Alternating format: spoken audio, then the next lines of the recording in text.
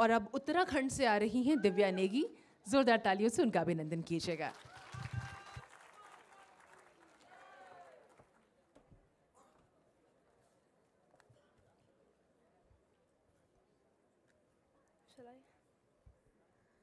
Since the days of yore, India has always been known as a country of unity amidst diversity.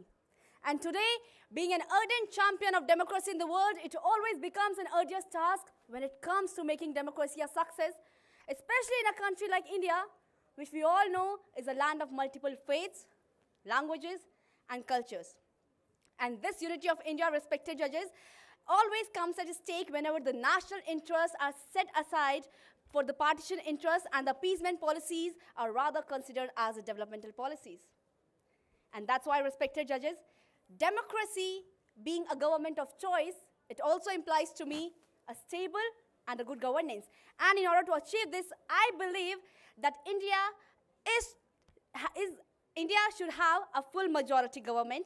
So here goes my first conviction in this favor, that only the majority government can pursue a consistent government policy throughout the whole term, unlike a coalition that has to pander to its allied partners for its own political survival, which would lead to the failure of the governance and eventually the fragmented national politics as evident to all of us in the year of 1977, 1989, 1996, or in 1998. And here, with supporting my stand, I would like to paraphrase none other than the most charismatic personality, our former president, Dr. Pranab Mukherjee, who said that running a coalition in a country like India is a difficult task that requires a lot of adjustments and a lot of flexibilities. Not only this, according to a report by World Bank, between the year of 1996 to 2017, the average value of political stability in India was minimum at minus 1.51 points in 2003 and maximum at minus 0.83 points in 2017.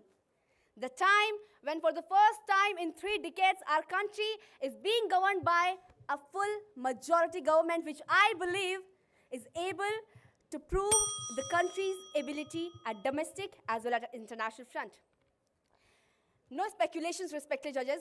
Here, now I'm referring to the case of demonetization. GST, the biggest tax reform since independence to simplify the conundrum of tax regime and to bring nation to a common market, the momentous 2016 surgical strike and the recent act of withdrawal of the most favored nation status to Pakistan by the Indian government.